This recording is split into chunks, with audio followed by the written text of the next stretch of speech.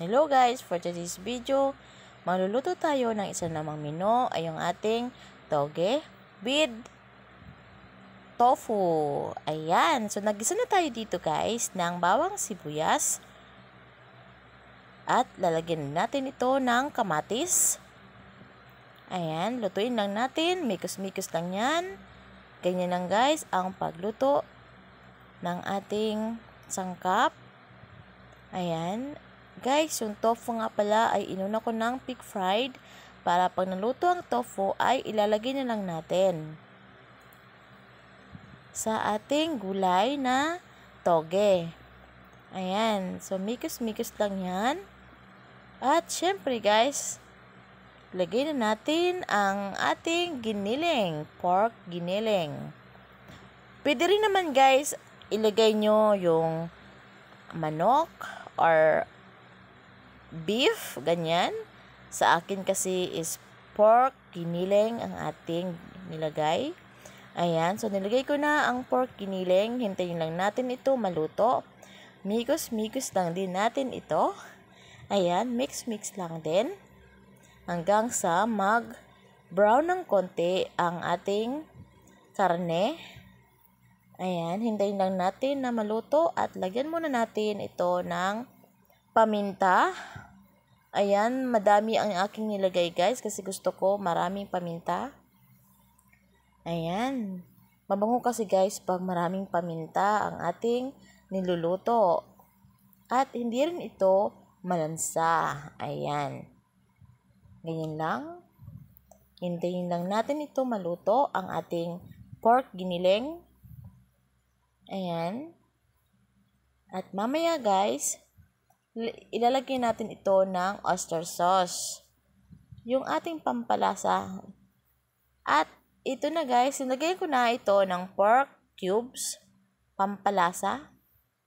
Yung ating pork cubes palagi, lagi natin ginagamit at wala nang iba. Ayan. So kahit saan ako magluto, mga cubes talaga ang aking nilalagay. Minsan, pag walang pork cubes, yung magic sarap, kunti lang para meron naman lasa ang ating pagkain. Ayan guys. At isa pa pala na pampalasa ay yung aking laging ginagamit din. Walang iba, yung ating oyster sauce na walang humpay na paggamit at marami akong stock nito guys kasi ito talaga ang lagi kong ginagamit. Sa mga gisa-gisa, gusto ko talaga may oyster sauce para mas malasa ang ating niluto. Ayan. So, ang iba, ayaw ng may oyster sauce kasi matamis-tamis daw ang timpla. So, sa akin naman guys, mas gusto ko na ito kaysa yung asukal na ilalagay natin, 'di ba? Ayan. Yan, nilagay ko na rin ang ating toge. Ito ay ilang bisis ko siyang binabad or ilang bisis ko rin siya hinugasan kasi ayaw ko yung may amoy ang ating toge. Ayan, ganyan lang. Mix-mix lang natin hanggang sa maluto ang toge. Ayan guys. So, make sure na luto na ang ating giniling bago natin ilagay ang toge. Kasi yung toge guys, yung gulay na toge ay madali lang siyang lutuin.